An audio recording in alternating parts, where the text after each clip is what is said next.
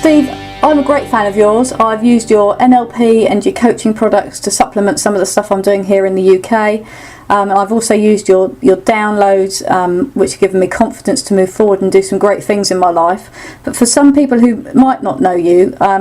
One time he had a medical doctor talk to me, and to try to get me to go into medicine, he wanted me to... He thought, well, okay, he's into self-help, he's not into business, maybe he'll become a doctor, because everyone knows that doctors and lawyers make money and have prestige and so forth. And he also wanted me to have that. He wanted me to have prestige. That was important to him. Mm-hmm. And so he had the medical doctor talk to me about how wonderful it is to be a medical doctor. And that didn't work, because I wasn't really into... I don't have anything against mainstream medicine or the American Medical Association, believe it or not. But that's just not my path. I'm more into the mind than the body, and I'm more into helping people with words rather than drugs. So that didn't really take, that didn't work for me. And so at a certain point, he just kind of gave up on trying to control my academic life and so forth. And, eventually he did accept it. He just said, here's the way he described me. He said, Steve, you march to the beat of a different saxophone player. Well, that's quite nice. That's quite nice. And you mentioned just then that it took you decades to get where you got to, and that's a really important point, because I think so many people think that they're going to be successful like overnight, and there's so many of these get rich schemes where people say you're going to be successful, but it's important for people to realise things do take time. And what kept you, when things didn't quite go as planned, as you were building up your reputation and your business, what made you just keep going?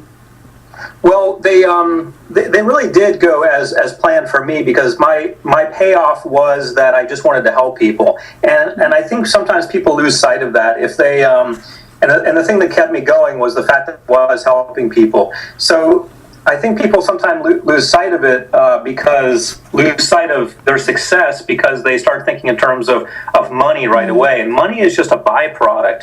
It's just something that happens when you help more people. The more people you help, the more money you get. And that's just the way it works. So sometimes people will go into, they'll become a chiropractor or a medical doctor. And I'm not picking on any of these professions. I'm just saying that sometimes people choose these professions because they think they can make money in it. And oftentimes people don't choose hypnotherapy because they don't think they can make money in it. So they start asking around, well, how much money do you make? How much money does he make? Will it pay off? And the payoff really in anything has to be your own personal satisfaction. And for me, it was never about money. I mean, I was always the kid who, I remember telling my mom actually passed away when I was 6, but I was telling my stepmom when I was 10, because she still brings this up to me, I said, I don't need any worldly possessions.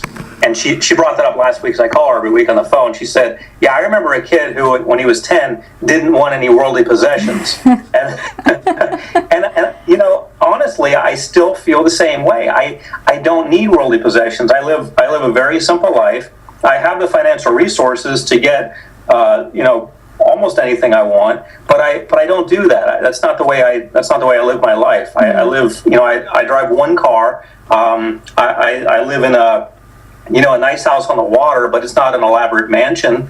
I don't waste money. When people need my help, I always offer it financially and things like that. So for me, what kept me going all along when I wasn't making money was the fact that that's not what I was in it for. And you have to be in it because you like doing it, whatever it is. So that's my advice to people starting out in hypnotherapy and thinking, hey, there's Steve G. Jones, and it looks like he's very financially successful at this. How do I get to that point? If you think that way, if any listeners think that way, it's really not going to work out. What you have to think about is, why is your heart in it? Why are you actually doing it? And so your payoff becomes every day. You work with one person, you help them. And then you realize, okay, I can work with 10 people and help them. And I can work with 100 people. Then I can create, nowadays you can create products on the internet that'll help thousands of people or tens of thousands of people at once, immediately. And the money comes as a byproduct of how many lives you change, how many lives you affect, how many people you benefit. So as long as everyone keeps that perspective, your success, your quote-unquote success, will happen the first time you help the first person.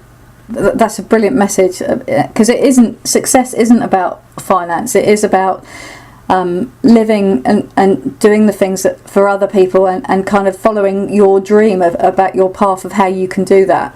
So thanks for that. That's a really good point. And I know, sorry, go on. I just said sure. You're very welcome. Yeah.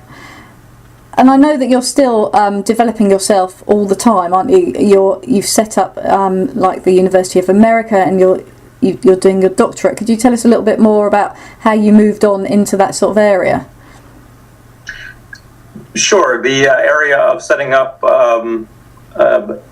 educational institutions. Yeah. Sure. At a certain point, it became clear to me that it's nice to help people, and it's wonderful. But I at some point, the next generation has to take over, and there have to be other people who can do this also in order for it to mean something. And so, at a certain point in life, I think people start thinking about their legacy. What are they going to leave behind? And so, two things became very important to me. One was leaving behind a lot of recordings, and I've got over 4,000 of them now. I've created the world's largest hypnotherapy library, and I didn't set out to do that. I didn't set out to create the world's largest hypnotherapy library. I set out to just help people and create products. I didn't realize that I was creating more than anyone else. So I've done that. I've created these recordings that will outlast me, that people can use forever. And I also wanted to create some sort of standardization for hypnotherapy and neurolinguistic programming training. We already have that to some degree, but we don't really have that at the level that it needs to exist. We still don't. So I decided to get my doctorate in education, and my goal with that is to, at least in the United States, to lobby Congress and really bring it to their attention that medical doctors have credentialing, chiropractors have credentialing, acupuncturists have credentialing, things that they have to go through, at least in the United States, that are regulated by the government. They have to pass certain standards. We don't have that for hypnotherapy. We also don't have that for neurolinguistic programming. What we do have is a bunch of organizations who have their own standards for their own students, but we don't have any overall governing of that. And some people say that's good that we don't. I say that it's not good that we don't, because the consumer doesn't know what to expect.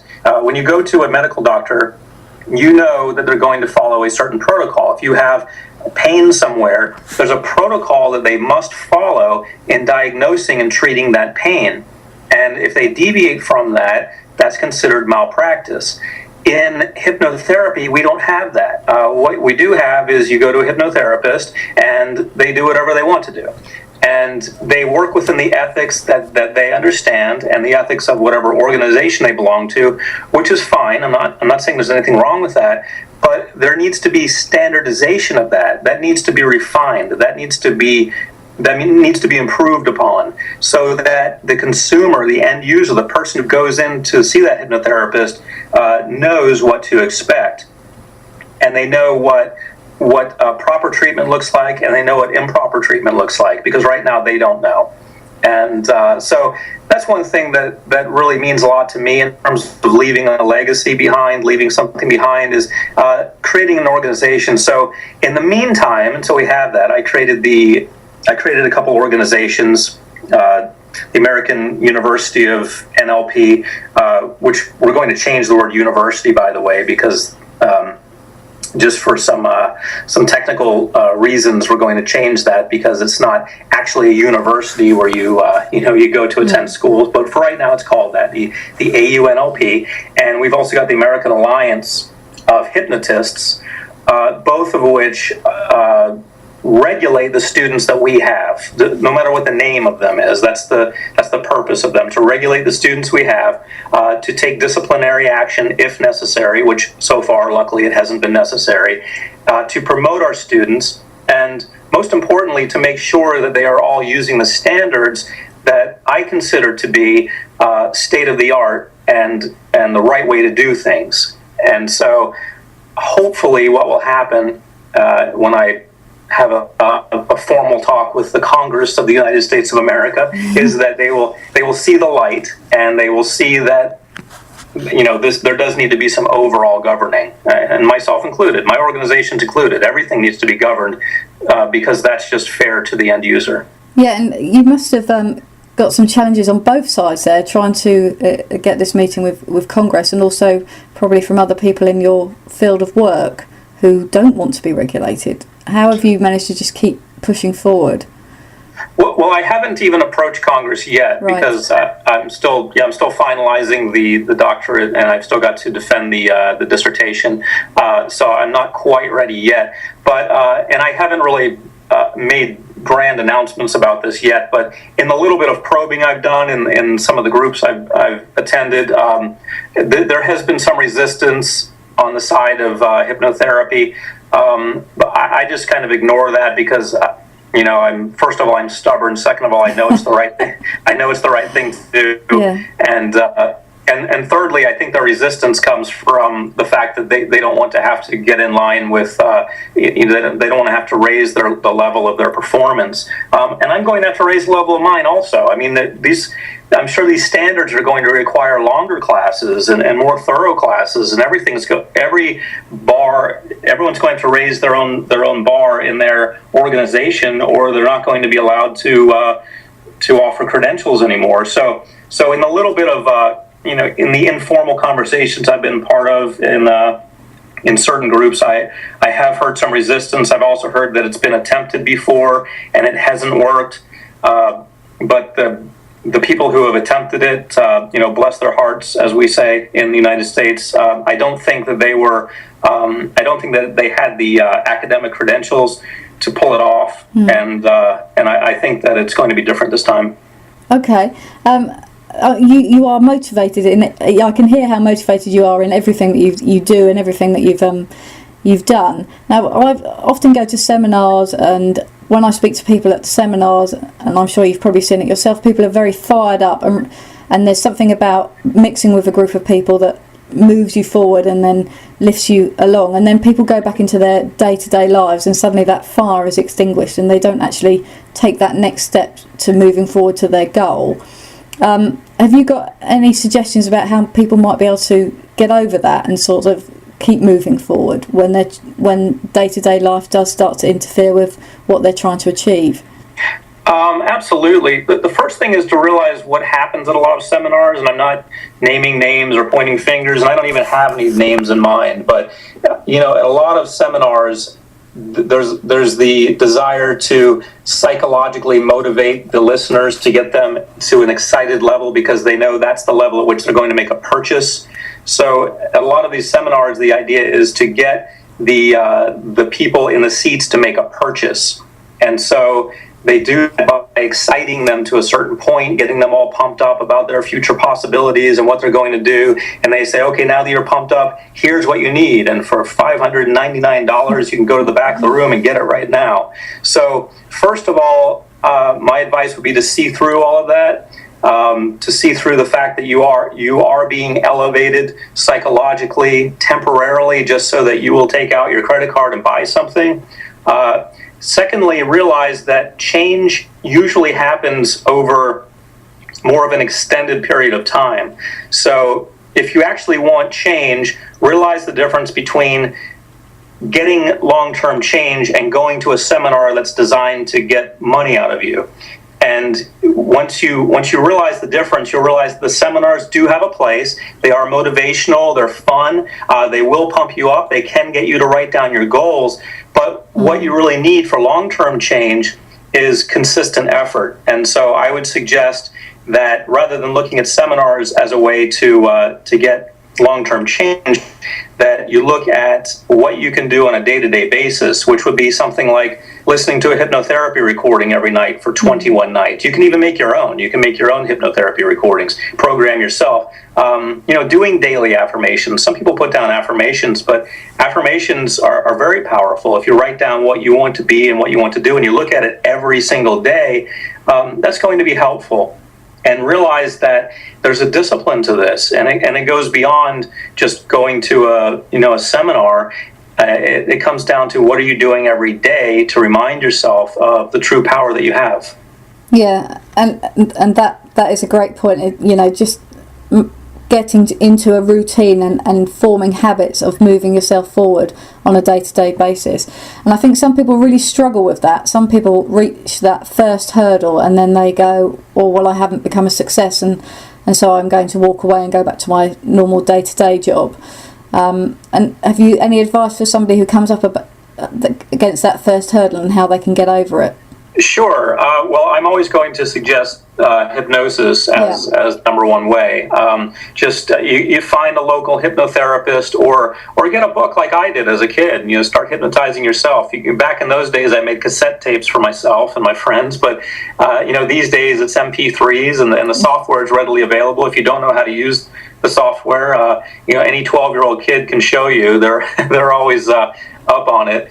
As most people's children know more about the software than they do, and that's fine. So, this information is readily available. What I do is I hire recent college graduates because they have the most up-to-date information on the recent software and how to use it. So, but you can find recent college graduates, anywhere. On Craigslist, you can find, you can post an ad saying I need a sound person to do some sound engineering, and for very little money you can have someone produce a professionally sounding recording with your own voice on it. You can usually go to their place. They have a very simple setup oftentimes, but you can record and they will produce it for you. And we're talking about something that you can do for under $50.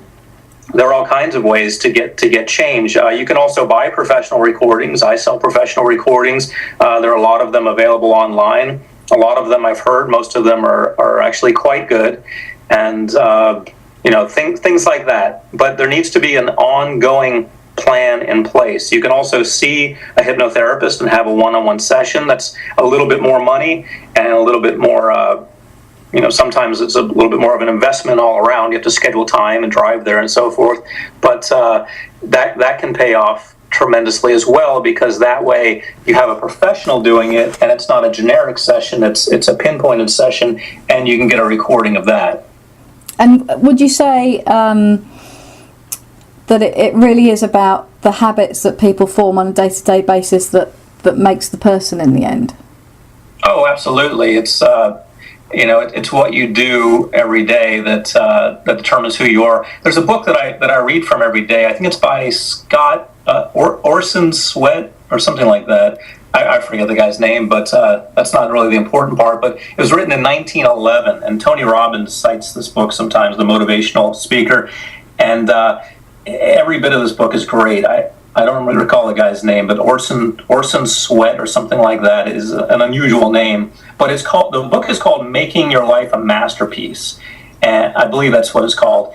And obviously, I don't read the cover of it every day, but I do read the contents every day.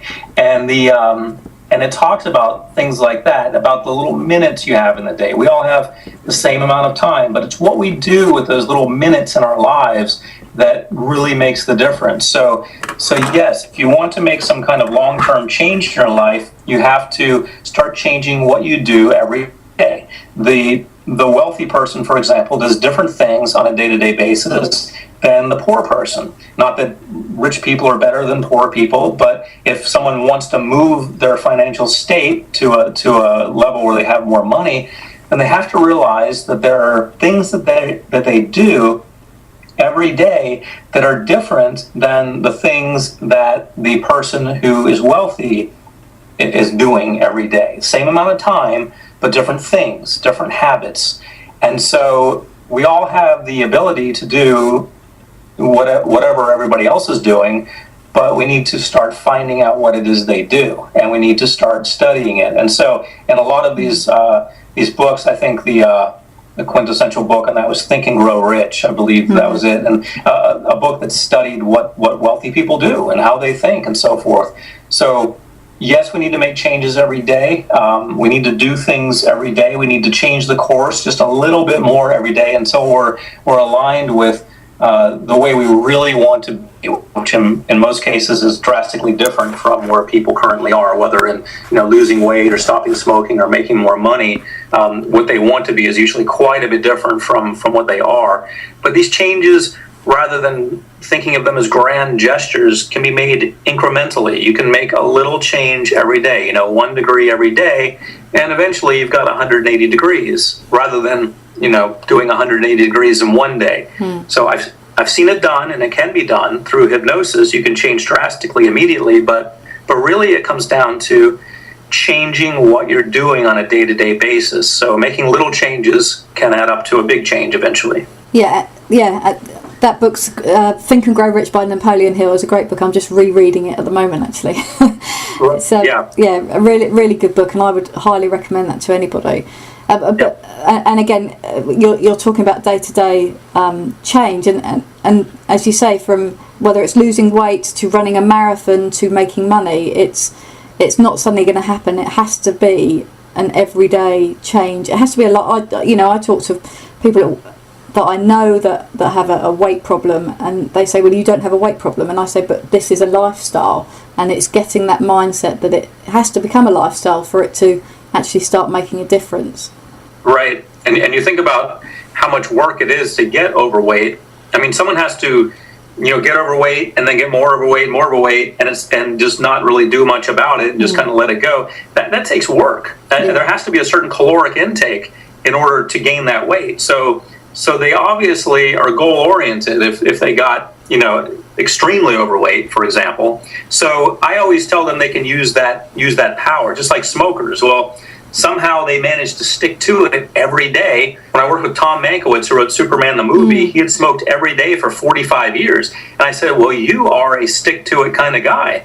You're the kind of guy who can stick to something for a long time. Now you're going to stick to stopping smoking, to giving it up, to quitting smoking. And so he used that power that he already had of being very determined as a smoker to being very determined as a non-smoker. Yeah, that's great. A great way of thinking of helping somebody to give up smoking. I've never sort of thought of it like that way before. That if you have a habit, you already stick to it. So it's just that's a really good way of thinking about it. I shall note that down. Thanks for that. Sure, no problem. And so finally, I know you've got your own website, which is www.stevegjones.com, where you sell a lot of your hypnosis and self-hypnosis recordings. Is there anything else that you are working on at the moment, or you have that you think people might find beneficial to sort of moving towards their goal, whatever that might be? We're always working on more products to help people. We've got a life coaching. We've already got life coaching. We got business coaching coming out soon. I did that with Dr. Joe Rubino, a good friend of mine. It's a complete program for helping people become a business coach. We've got a relationship program with Dr. Joe Vitale. All of these they're already in the can, as we say. They're already done. They're already recorded. Yeah. They're already edited. In fact, we're just waiting for our marketing department to get them online. But those are the two big things coming up, helping people become a business coach and helping people improve their relationships. But we've always got new products that we're developing. We've always got new ways that we're attempting to change people's lives the way that they want to change them, and help them with that. And these are all driven by just people writing in and saying, hey, do you have a product that'll help me with this? And when we see enough of those emails, we realize there's a real big need for this. So we write them back and say we don't have that, but we will soon. And then we begin with our product development, which for us usually takes about 6 months. And then we have it, and we have a new way of helping people. And that ties into the money also. We talked about money earlier. That's how I get paid these days. I get paid a percentage of each sale. When somebody buys a product, I get paid a percentage. But if you think about the thought process, I don't think in terms of how much money am I going to get. I think in terms of how can I help people, and I think in terms of how can I help the most people. So if I see one email about something, I won't do anything. But if I see 10 emails, I start paying attention. If I see 100 emails on one topic, then we make a product. Then we start then we start to realize that there's a big need for it.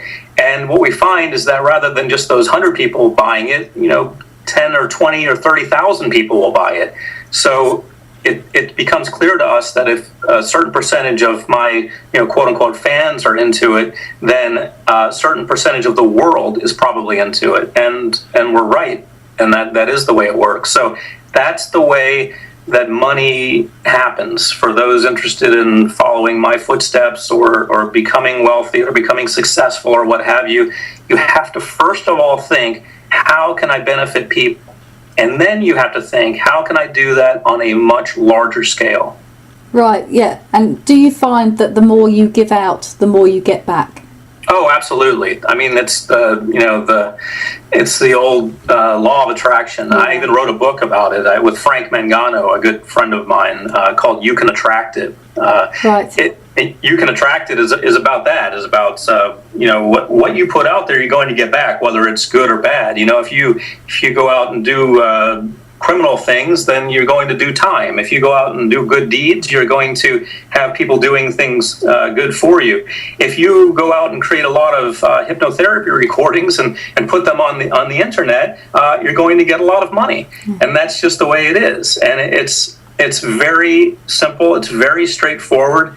The more you do, good or bad, the more, and I don't necessarily believe in the labels good and bad, but the more positive energy or negative energy or whatever energy you put out there, the more of it that you put out there, the more of similar energy you're going to get back. And in self-help, you're oftentimes going to get it back in terms of money. Very good point. I'm a great believer in what you give out, you get back. So yeah, it's good to hear people who are successful talking about that. And it's funny because every successful person I've read or sort of spoken to, they all say the same thing. It's all about caring about what you do, helping other people, and giving back. So yeah, it clearly works. Yes. Well, Steve, that's kind of the end of my questions, really. Have you got anything else that you'd like to say at all? Well, Nikki, I always like to leave people with this thought, and it's by a musical group called America. And the quote from one of their songs that I really like is, "Oz never did give nothing to the Tin Man that he didn't already have." Not exactly grammatically correct, but it does get the point across that, of course, it's referring to the Wizard of Oz, giving something to the Tin Man, and we realize when we see that movie that he already had what the Wizard of Oz gave him. It was just a physical representation of it. But when you think about it, you already have, everyone listening, you already have everything you need. You already have all the abilities and skills and everything that you need to go out and start on a path. And get more skills as you go. You already have that. So you really don't need hypnotherapy or NLP or anything like that because you already have it. But sometimes you do need to be reminded of your power. Sometimes we forget how wonderful and amazing we are. In those instances, that's where hypnotherapy and your neurolinguistic programming and any other kind of self-help come into play. So if you have forgotten how powerful you are and how amazing and how wonderful you are, then it's time to get some help. It's time to get reminded of that, and that's what hypnotherapy does. So for those in that situation, I suggest that you get a reminder, and I think hypnotherapy is a wonderful way to remember how wonderful and powerful you are. Steve, thank you very much. That's a brilliant note to kind of end the interview on. I really appreciate your time. And I'm sure whoever listens to this and reads the excerpts that will be in the book are just going to find this really useful, and it will just help them to move on and achieve their goals. So thank you very much for your input. Really appreciate it. Oh, certainly, Nikki. Thank you. No problem at all.